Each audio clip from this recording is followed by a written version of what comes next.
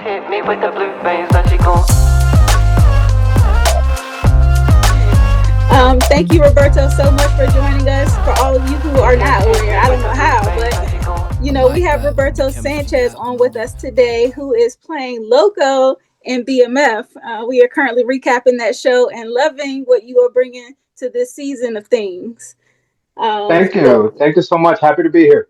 Awesome. Thank you again for joining us. Tiffany, would you like to get us kicked off? Yes. Hi, Roberto. I'm so honored to have you on the show.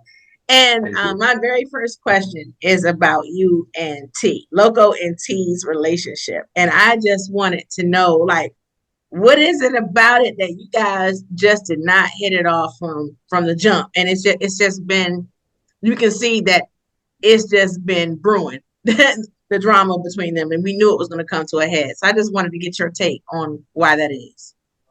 Man, I thought this was going to be like a nice, smooth interview. You know, we're going to ease into things, but right off the bat, you just want me to get agitated because of Terry. No,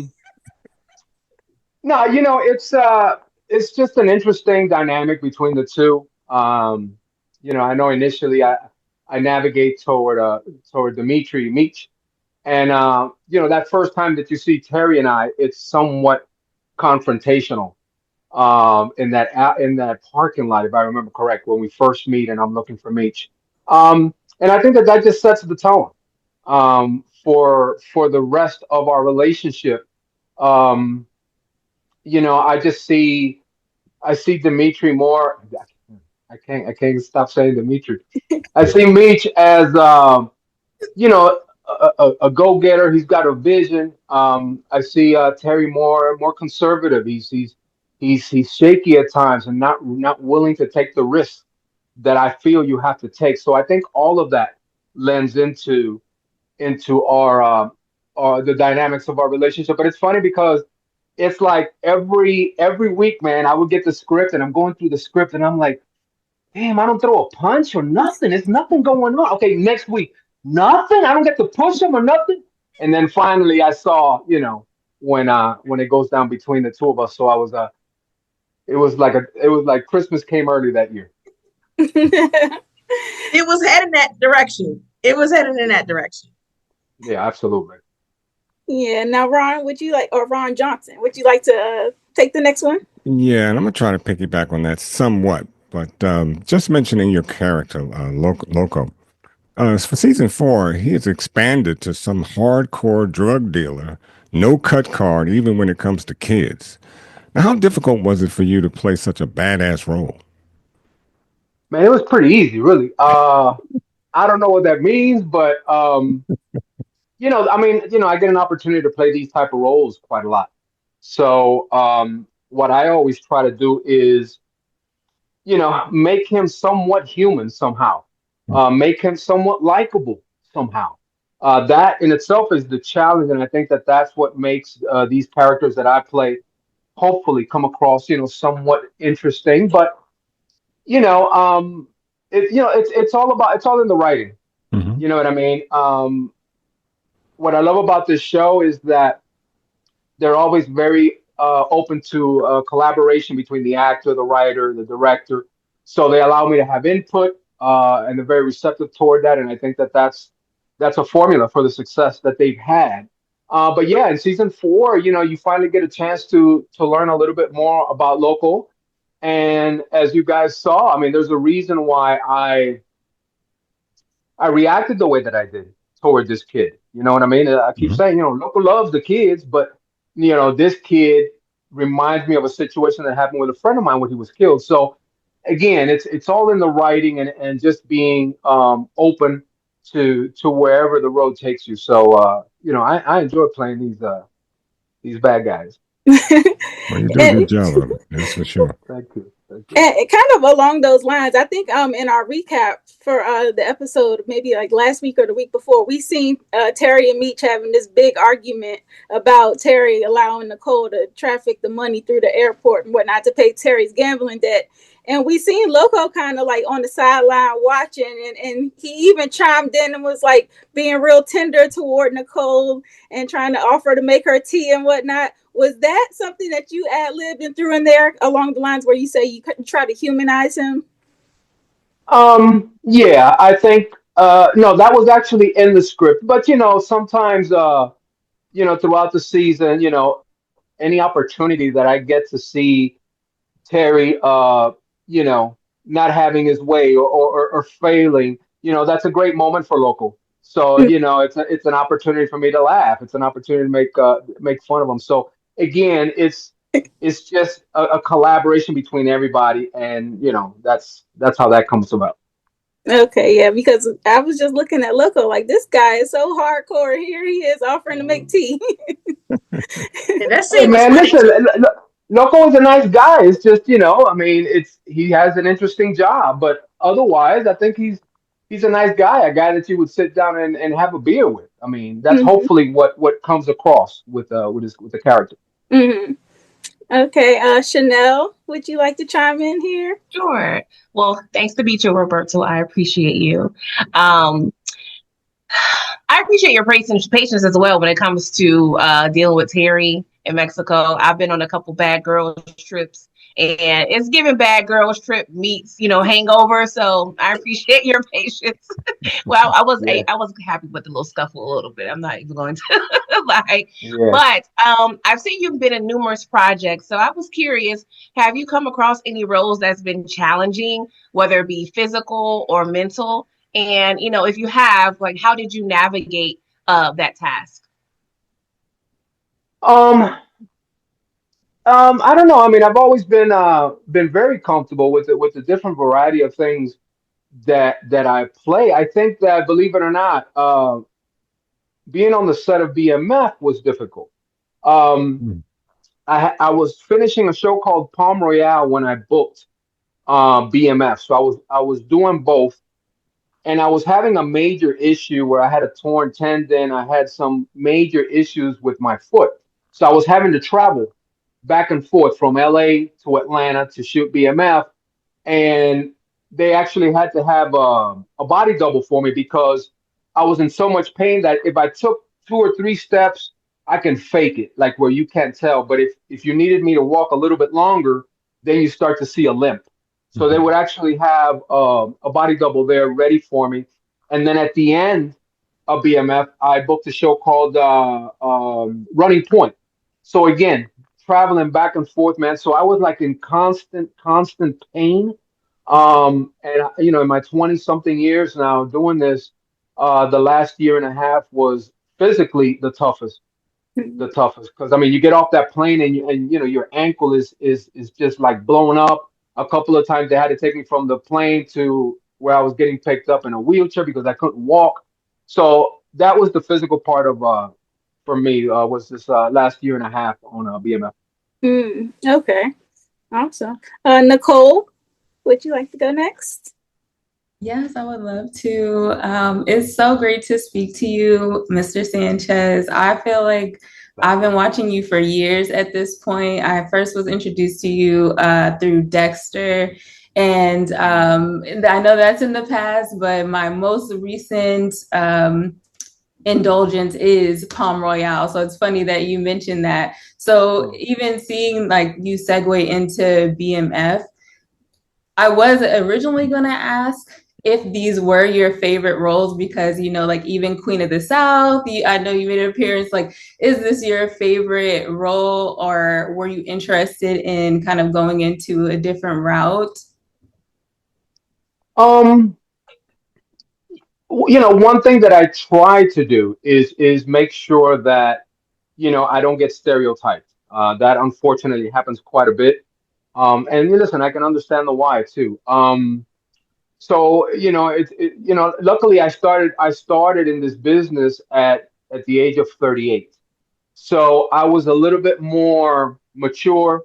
I knew what I wanted to do. So I'm always careful of making sure that, if I play 2 or 3 bad guys in a row, it's time to try to do something else because I just don't want to stay in that, be pigeon-toed that way. But I mean, playing these type of roles, man. I mean, bad guys don't play by the rules. You know what I mean? So believe it or not, it gives you an opportunity to just go for it, do different things. I remember when my first episode on BMF, I think was last year. I think it was the second episode. But the way that it was written, there's a bunch of gunfire going on, and Dimitri and Terry are not Terry, but the actor's name is Terry. They were hiding behind this thing while the blaze of gunfire was going on, and I just felt like, I feel like this dude would be like walking right in the middle of this gunfire, smoking a cigar while bullets are flying by him. You know what I mean? So that's stuff that you can do when you play these type of roles. So although I do try to stay versatile, I do have a lot of fun playing these type of roles. It looks like it. Yeah, you do it very well. I definitely congratulate you on all your success, and I will keep watching every new series you pop up in.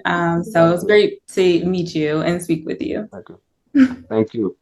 Awesome. Ron H, let's get a guy in the mix.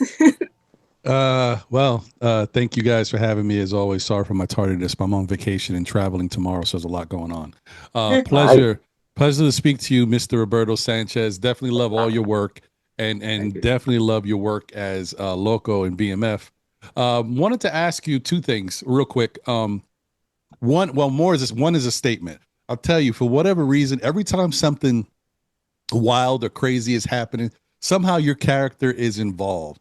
Being out in the desert, somebody getting bit by a snake. There's always some craziness attached to you, to everything that you're involved in. And I think that's actually kind of fun. I actually enjoy. Now I'm starting to. It's almost spoiled me. Every time you come on the screen, I'm like, oh, something wild's about to happen. So, but I always wondered this, and I don't know. Excuse my ignorance if this is something that somebody else brought up before I got here, but I always wondered, with regards to your status, because we know that in a lot of these shows that portray the game, there's always somebody above somebody else. Like there's always somebody somewhere. This is a chain. And I always wondered, outside of your business dealings, was there somebody else that you answered to that was like the big bad boss? Yeah. Oh wait, or am I spoiling something?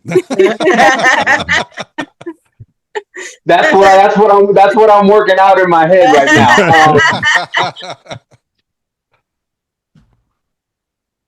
Maybe most of the time, yes, you do work for someone. Most of the time, I'm not saying that's the case now, but that is you do have to. Everybody has to answer to someone.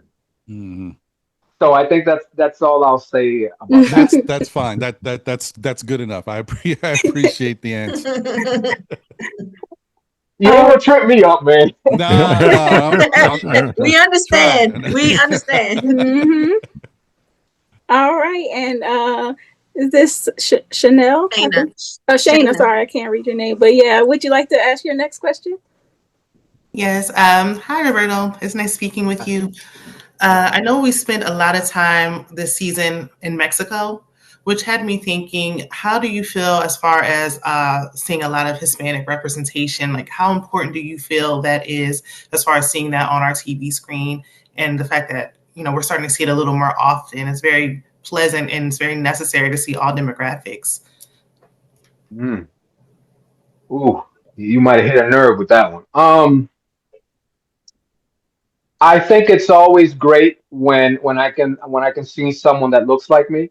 I will say in the 23 years that I've been in this, I've seen some improvement, but it sometimes feels like, we take a step forward and then 2 steps back. 1 step forward, 2 steps back. Why that is, I'll never understand it. And it makes it difficult for us because it's like, if the only type of roles that we're going to get are negative roles, then how can we make a change? And I'll never forget when I booked my first audition, I booked a movie called Too Fast, Too Furious from the Fast and Furious franchise. Yes. Yes, indeed. Yes, thank you. And we were getting ready to do the red carpet. So, the person, the handler there was kind of like, she was briefing you on like, yo, they might ask you this, they might ask you that. So just be prepared, right before that, there had been some kind of a race that took place in Miami, and it was an accident, and a couple of people got hurt. So, we were anticipating those type of things, or those type of questions. And the one person asked me, "How do you feel about Latinos portraying these negative type roles, drug dealers or working for the cartel or what have you?" And it took me aback for a second, but then I said, "You know what? I don't like it. I'd like it to change, but if that's the attitude that I'm going to have, and I'm going to turn down a job because I don't want to portray that, there's 10,000 other Latinos that'll take that opportunity." So I think it's important for me to say, you know what, okay, I'll do it. But once I get in and I start to build a name for myself, then I can start to have a voice, and I can read a script and say, you know what, I'm not doing that. I'm not saying that, and I'll explain the why so they don't think that I'm just being a jerk. But I'll say this is why I think it's not appropriate to say this or that. But if I'm not in the game, I can't make the changes that we're hoping to see. Right. So with that, I mean, it's a constant struggle. Listen, I've been very fortunate to stay busy, but I got a ton of friends that are Latinos that they haven't worked in a while. The opportunities are just not there. So I think it's always important to, create your own opportunities, create your own projects. Back in the day, we had excuses. Well, we ain't got no money. These cameras are expensive. All these things. But now, if you got one of these, you can make a movie. Oh yeah. Okay, they used an iPhone for some of the Avengers. To film some of the Avengers. So if they can use it for that, you can certainly use it for a much smaller project. So we no longer have excuses.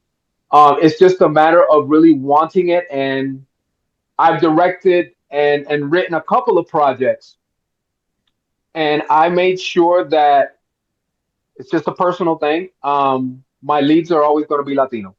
I'm sorry. I mean, I know people are going to be like, "Well, no, you should be, open to everybody." And I'm like, I'm not mad at that at all. It's your project. No, I've heard that, believe it or not, I've heard that. I'm saying, well, you do your film and you do it the way you want to do it. But if I do a film, I'm going to make sure that these Latino friends of mine that are out of work, I'm going to try to get them work. Absolutely. And every single role that I'll have in my film, Latinos are never going to be doing anything negative. It's just how I roll right now. So I'm doing my little part, but I think we just need more of that, and just continue to voice our opinions, and hopefully it'll bring about change. But it's been a long journey. I love that take. Me too. Okay, Jaunice, let's get you in here. I say the best for last. Nice to meet you. Nice to meet you. So, speaking of that, can you tell us more about yourself? When you said you started at 38, how'd you get started? Where you from? We want to get your personal business, but not too personal. Okay. I started, I never wanted to be an actor. That was never anything that I was interested in. After high school, I got into the Navy. I was in the service for about 11 and a half years. And I don't know, toward the end of my time in the Navy, a friend of mine was modeling, and she got me involved in that. I started doing runway shows and stuff like that, and I enjoyed it.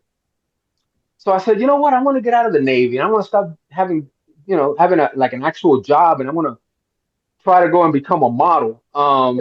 And I left Virginia. I went down to Atlanta. So we're talking about 96.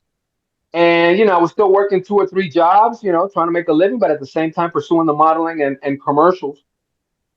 Did it in Atlanta for about 5 or 6 years. And then I decided to go back home to Miami. That's where I'm originally from. So I could work the Latino market. Miami, yeah. So, I got to Miami last week. Yeah, I love Miami. Yeah. You had a good time, huh? It's always a good time in Miami. Oh yeah. So I don't know, I went back to Miami, immediately got a job working on the Miami Metro Rail system, which is the train system there in Miami, as a security officer because of my law enforcement background. And, I was doing the little photo shoots every once in a while for an ad or maybe a commercial here and there. And then one day my agent called me and she said, "Listen, Roberto, there's a movie that's coming into town. I know you're not interested in being an actor, but I think they would love your look." So she submitted my picture. I went in. I said, "So what do I do?" She said, "Well, listen, I'm gonna send you these things. They're called sides. Try to memorize the lines on them. Make sure you memorize only your lines, not the other person's lines." And I was like, "Oh yeah, okay, whatever." He said, "Go to Blockbuster and rent the first one because Too Fast was the second Right. one." So she said, "Rent the first one so you can have an idea what it's about." I was like, "All right, great." So I went in and I auditioned. The beauty of that is that I was ignorant to what I was doing. I didn't know what I was doing, so I wasn't nervous. Which is there's beauty in that. Did my thing, left, and about 6 weeks later, she calls me back and she says, "Guess what? They want to see you again." Even she was surprised because she knew I sucked. I wasn't really an actor. And I submitted. I sent your picture because I thought they liked you, but I didn't think they liked you. So she said, "Go back in there and do the same thing that you did the first time. Don't try to get all creative and stuff." I said, "Okay." And I'll never forget, man. I walked in and I see this little black gentleman sitting there with bifocals, and I'm like, "Man, this guy looks familiar, but I don't know who he is." And I'm like, "Man, who is this guy? I don't know who he is, but he looks important. I don't know." So, I stand in front of him. He looks up and he says, "You ready?" And I'm like, "Yeah." And it was just a little quick scene where I think I grabbed either Paul Walker or Tyrese or somebody, and I I have a gun, and I'm telling the other person, "Drop a gun, drop a gun." It's that type of stuff. Right. And he's sitting there shaking his head like. Now again, I wasn't nervous because again, hey, I don't know what I'm doing, but I'm realizing that this ain't going well.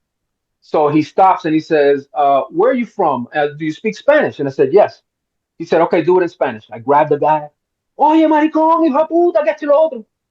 And he's still shaking his head like, "Oh." And now I'm like, "Oh man, I'm blowing this." And he says, "Where are your people from?" And I said, I'm here. I'm from Miami. I'm Cuban." Right.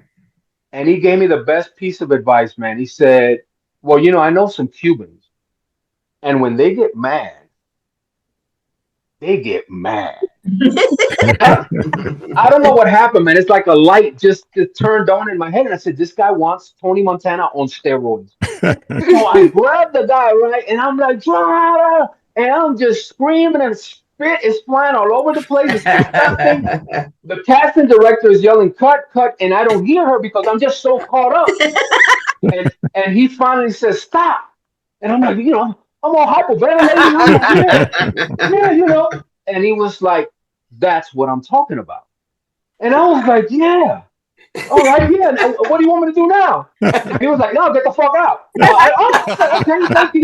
Well, thank you. It was nice meeting you. Well, it turns out that was John Singleton.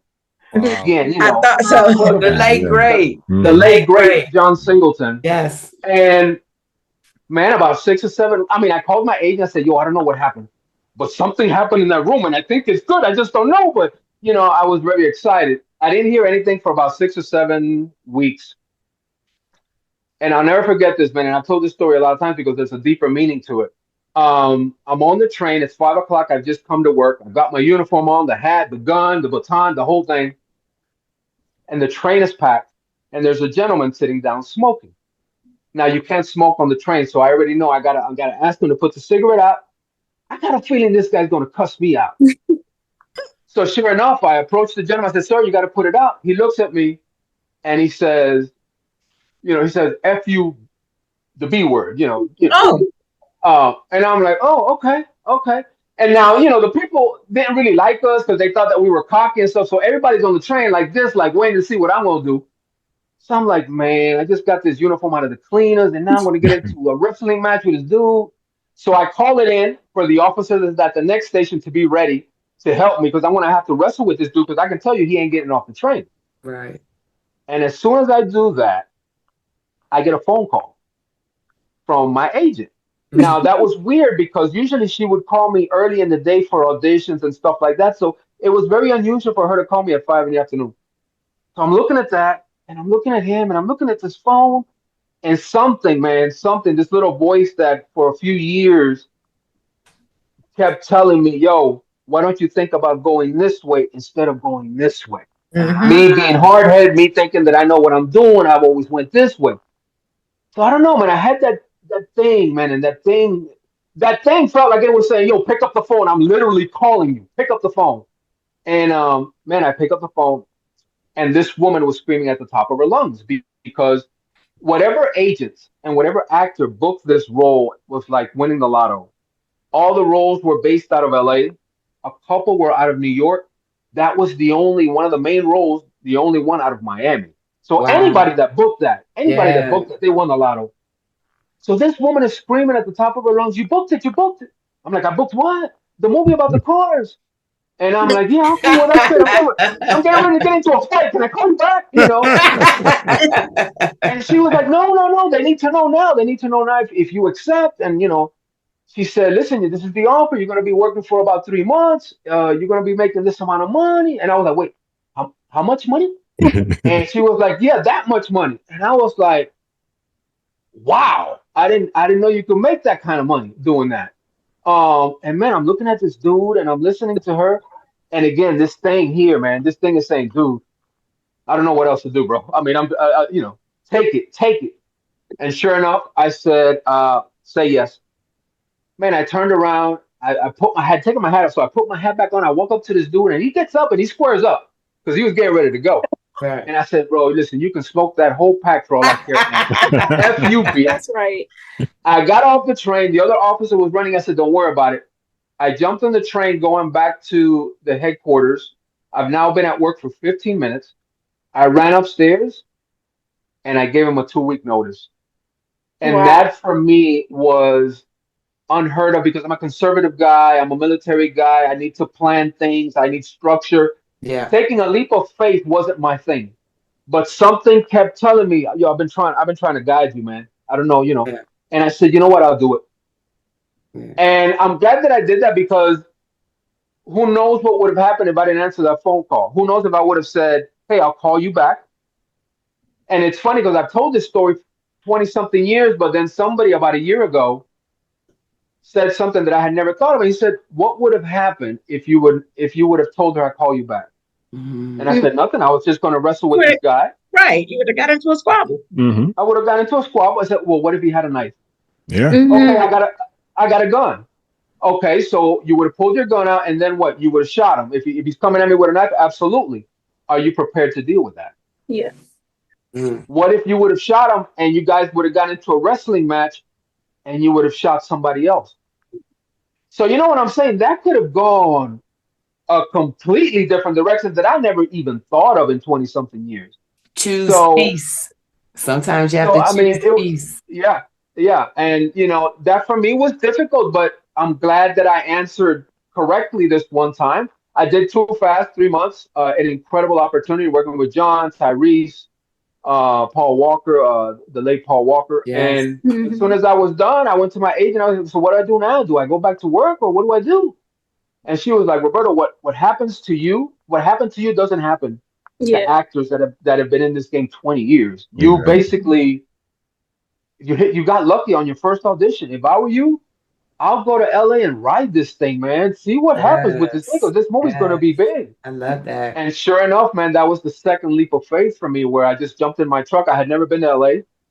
I jumped in my truck and took off for California, and I stayed with one of the other actors from the film.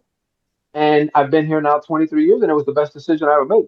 I love that. I love it too. Amen. But let me say this. Let me say this though. Your dad was a 6th-degree black belt in judo, so I'm sure some of that rubbed off on you. So maybe that guy might not have had such a. Listen. My dad was a 6th-degree black belt. Me, I was into basketball, so that would have been an interesting thing. Because this dude was like 6'4", 240, 250. He was a big dude. Yeah. So it would have taken a couple of us. Yeah. I don't recall being on that train. That's me. I thought you looked familiar. I don't know. Honestly, I thought you were going to say that you did the same thing to the guy on the train that you did at the audition. That's what I thought, but you went in a totally different direction. Maybe that's where I got some of my ideas from. Maybe. That is a powerful lesson in following your intuition, though. Yes. That works out So great. much. It's confirmation. Now, Absolutely. Yes. 20 You know plus that, years. Tiffany. Yeah, too. Yeah, and I know we could probably go on forever, so please stop us if you need to go. But I just had one other question regarding. No, I'm good. I'm good for time. Okay, awesome. Because I was thinking about BMF and it being based on a true story. You know, these are some real life events that have happened. So did you get a chance to actually consult with the real Big Meech and kind of learn the backstory about his time in Mexico? And I'm assuming Loco is a real person too that he interacted with or based on someone real. All right, this is another moment here where I got to take a moment. Oh, okay. You know, I did. I believe it or not, I wasn't too familiar with BMF, even though I was in Atlanta during that time. But I wasn't too familiar, so I did a lot of research, and I suspected that I was this one particular person. And then when I got on set, and I approached this other person, and I asked, "Yo, is my character based on this person?" Which everything leads to that. That person said, "No, it's not." Was that person being truthful? I don't know. I did get a chance to speak to someone, and it was an honor to speak to that person. But he wasn't in a position where he could talk for a long time, so I'll leave it at that. But yeah. Now you got me excited to see more. No. It's on a show like this. It's actually difficult because it's like a lot of it you have to hope it's on the paper, and then hopefully you create something, and hopefully it matches. But you know, in the beginning of every show, they tell you that it's loosely based on somebody, and some of the stuff may or may not be true. So that also gives you an opportunity to just come in with your own ideas. Yeah.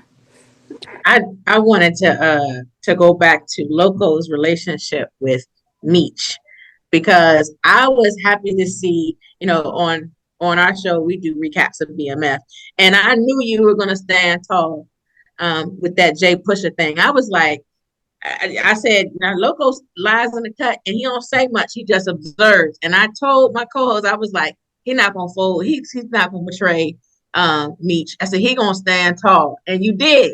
And you told Meech, I'm your friend. Loco, you know, Jay Pusher, he's you know he's trying to betray you and stuff like that. And I just wanted to know, like, what was it about Meech that made you so endeared to him? Because you said to him, like, you know, like we're like brothers, like you're my friend. So I was like, so what did you see in Meech to, you know, help cultivate that relationship? You know, I think that you see that in season 3 when I first come in, the episode 2, toward the end of that, he and we have a conversation about where we come from. And I told him how I came from Cuba on a raft and I'm doing this thing, you know. And then he tells me how he used to go to school with cardboard in his shoes. shoes. His shoes, right? So I think that right then and there is where you start to see that, yo, we may be a different color, we may come from different countries, but we're connected. You know, we're connected. And that's one thing that I always liked about this role, was that despite what Loco does for a living, he's very big on family values. He's very big on trust, loyalty. So once Loco says that he's going to be loyal to you, that's till the end. You know what I mean? And I think that that moment between Meech and I at the end of that episode kind of cemented where our relationship would go. So, you know, it's something I had to be careful with is that, and I had asked somebody else if they could tell you guys, as watching the show, being fans of the show, and talking about the show. Do you ever feel that Loco is older than Meech? Yeah. Yeah, but not in such a way that you know, it disrupts the show or brings about a different a different style of look. I mean, you fit right in, and that's the beauty of it. And you also said something a minute ago how family, the family structure is what brought you in, but at the same time, you're the catalyst to breaking up Meech and Terry. And so I'd like to know the rest of your fans, how do they feel about that? Listen, man. I mean, I think that yes, you can definitely say that. But I think that I think that was coming. Hmm. I think you were going to see that at some point, maybe because of me, maybe it came sooner. But I think eventually you can tell when two people are just naturally doing this. Mhm. And you're right. Maybe I sped up the process. Mhm. But when I said the thing about the age was the reason why, because sometimes I had to catch myself because I just turned 60. So I had to make sure that this fatherly thing that I feel is kept to the character as opposed to me as a person. Because then I think the age thing would become more noticeable.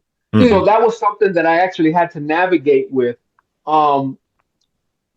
Yeah, but listen, man, I ain't gonna apologize. I don't like Terry, so whatever. You want to blame me? I'll take it. No, man, no moss. It's a beautiful thing. I mean, Because it wasn't just him. Because no, first it of wasn't. all, Leading up to it. Yeah. what's her name? Markeisha. Markeisha has been in Terry's ear Oh, and yeah. talking crazy about Meech. Well, you know So how I feel the about her. seeds were already planted, and it's been planted for the past couple seasons. So yeah, Loco played a role, but Markeisha had already set the tone. Mm-hmm. And then it's big brother, little brother. You want to get out the shadow at some point. I mean, that's just natural. Yeah. Mm-hmm. Ron, you had something to add? No, I or Ron H. Oh yeah, okay. Sorry. Ron squared, my fault. Yeah, right. I just wanted to say two things. One, yeah, I mean, as you said, it's something that's been leading up. I mean, Locos is an alpha. Meech is an alpha. Terry is a beta trying to be an alpha. It's different. Say it again. It's just say it again. That's what it is. And unfortunately, when you realize that you a beta and you not an alpha, that's when it starts to be an issue.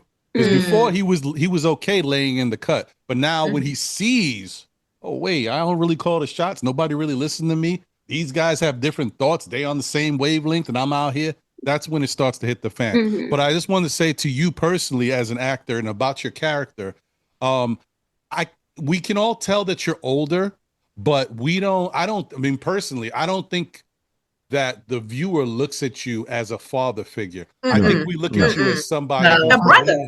And A knows brother. the game If anything, a big and brother. has more experience in life. That's what it is. And I think that's how it's portrayed. I think that's how it comes off. I definitely don't think that you give off the fatherly vibe or you're in that realm. So I think you're doing a great job at it. Yeah, you remind me Thank you. you remind me of tequila. You go down real smooth. And I would have never guessed you were 60 had you not told us. Me neither. Me Never. neither. Yeah. Yeah. And Meech Well, said, thank you. I'm I'm sorry, always go ahead. curious about thank you. I'm always curious about what fans of a particular show, how they view it. Some people like certain things, other people don't like it for whatever reason. But I think feedback is always fun, and important as an actor when you're moving along in your career. I think feedback is always important, and I think with BMF, I mean the fan base is, especially in Atlanta. Like every time I go to Atlanta, I mean they'll recognize me, and it's just the fan base is just incredible, and it's the reason why the show's been a success because people tune in, and even if they don't like certain things, they're going to tune in every week and share their thoughts. Mm-hmm. Well, you do definitely bring depth to BMF, particularly in season 4, and I love to see more of you with this because I don't see you as a father figure. I see you as someone that's mature. You kind of lay back sometimes, but you are explosive, and you don't have a problem being explosive. And that's what we wait for sometimes. Yeah. You know, you being as the antagonist between the two. Yeah, I really understand that there was a splitting, if you will, between Meech and Terry, because both are, as Ron H just said, Meech is a alpha, you're an alpha, but Terry wants to be one too, and he's got that woman that I refuse to mention her name because she's put too much in this man's head, and he can't blow his nose, you know, and get her out. I don't know what he can do to get this woman out of his life. I thought, you know, a couple episodes ago, I thought that might have been the end with her husband coming back, but he can't do it. So I implore you to do something to get this man's head right. You know, I really want to see the two. I want to see Markeisha, Terry, and you. And I'd love to see you fix it. Is it that. Markeisha's fault or is it Terry's fault? Well, is it Terry a person? Well, you know, make his own decision? Yeah, but he, I want to blame the woman. I know. She's older than him. So yeah, she's manipulating and him. I expect Jaunice to ask that question too. Yeah, we like to argue about that on this show. Yeah, we argue quite a bit about it. And you know what? You might be right, but if you have any say so at all in one of these episodes, write you in Markeisha in, because I'd love to see what you'd say to her. maybe we'll be in the car driving, and maybe I open the door and push her out or something like that. I don't know. That'll work. Mom would love that. That will work. I guess before we close, I want to kind of ask you too about some of these shootout scenes that you're involved in, because there's several of them this season where it's very intense and a lot of shootouts, and it looks like it's very physical. What is it like for you filming those type of scenes? And now that I hear you talking about how you did your casting call for Too Fast, Too Furious, I'm thinking about, you know, did you have to film these shootout scenes multiple times? Were you nervous going into those? Is it physically taxing? I mean, it is. It's definitely taxing, but you know, I'm very familiar with weapons. I was in the military for 11 years. I was a police officer for 3.5. So I'm very comfortable with weapons. I don't know why I'm comfortable with physical confrontation. I mean, so yeah, I mean, if anything, again, because of my ankle, there were certain things that I just couldn't do. You know what I mean? Especially like that one. I mean, they already showed it, so I can talk about it. The one scene where they find us hiding underneath the thing in the coffin-like thing, and they bring us out. As soon as I push him over, obviously that's not me, because I can't move that fast because I can't move off of the foot. So we had to cheat around it. Okay. So that in itself was the taxing part. But to me, it's fun. You know, a couple of years ago, I did a film. I think As Good as It Gets, I think it was the name of it. We was shot in Mexico, and it was opposite Michael J. White. So that was like the first time that I get into some type of a martial arts type of a fight. You know, so that, you know, rehearsing for that before shooting that, you know, I worked here in LA with a guy for like about a week and a half, just, you know, on grappling, on things like that. And, you know, it's fun. It's fun because you're constantly learning something until, you know, Michael J. kicks your ass. But hey, it was fun. Yeah, I did wonder about that. Like, are those movements rehearsed? Are they choreographed? Or do you kind of get to wing it a little bit? No, that is one thing. That is one thing you cannot ever do, is wing it. Okay. They take it seriously. You can't have an actor get hurt, an actor get accidentally hit. You can't have that. So it's rehearsed. They rehearse it themselves, the stunt guys, and then they'll bring the actors in and they'll show them what they need to do, and then they'll have us do it like at half speed. And once we're all comfortable, then we say, okay, let's try it. So, but no, they're very careful of making sure that everybody is protected. So, wow, that's good to know. Yes, indeed. Yeah. All right. Well, this has been fantastic. I think we all have really, really enjoyed this.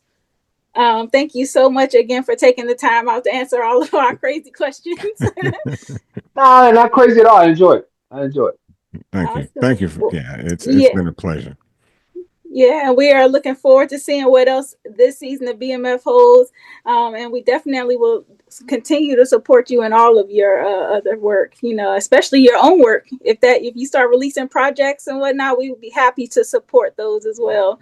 Especially hearing your commentary behind those, I thought that was really powerful.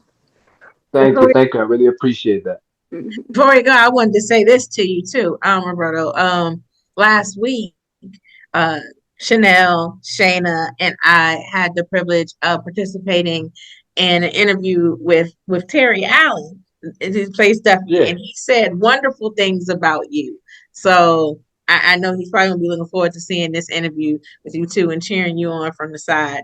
and the other thing I wanted to tell you, like I love your character as Loco on BMF too, because not only do you bring, your character is ferocious and is loyal to Meech and stuff, but the brevity that you bring too, because I hollered and was tickled by the scene when you were like laying back watching the argument between Meech and Nicole, and you were like, oh, and you're drinking your tea and stuff. That was hilarious. You know, I haven't seen that yet, right? You gotta watch it. Well, let me say something real quick about Terry. I am so happy that he had that scene with I believe his name is Rockman. Rockman Dunbar. Yeah, I worked with Rockman a while back. We didn't have a scene together, but I was able to see his work there. And that is a talented brother. And I am so happy that Terry had that moment with him, because that was an incredible scene. That was truly an incredible scene. And one thing that I learned years ago, Clint Eastwood once said, you need two things in order to be successful. You either have to be a good actor, or you got to have that something, whatever that something is, whether the camera loves you, whatever the case may be. And he said, thank God the camera loves me because I suck as an actor. This was early in his career. So, I can tell when someone is a good actor and then when someone has that something. And I think that Terry has, until that scene, I felt that he had that something because the camera loves him. He looks great on camera. A lot of people don't. So that's a gift. But then to finally see him have that moment with Rockman and be able to showcase his talents, man, I was so happy for him because he is talented. I know that he's young, but he's got a career in this for sure. We told him that too. That scene was really amazing, and Rockman Dunbar is an amazing actor. Yeah, he's amazing. Yeah. Well, I just want to thank you again. You are always welcome here on this platform.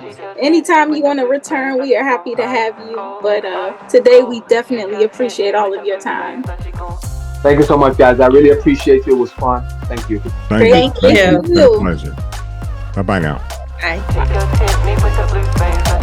I like that with the chemistry, yeah. And when you bite back, you can remedy that. I'm into energy and telling the facts. Tenderize my tendency. They better be back, so relax. I'm on the track, this right is my home. I never act, so you feel my tone. Oh no, we go again. And you said that we were only friends. She just hit me with the blue veins, now she gone ice cold, ice cold. She just hit me with the blue veins, now she gone. Now she gone.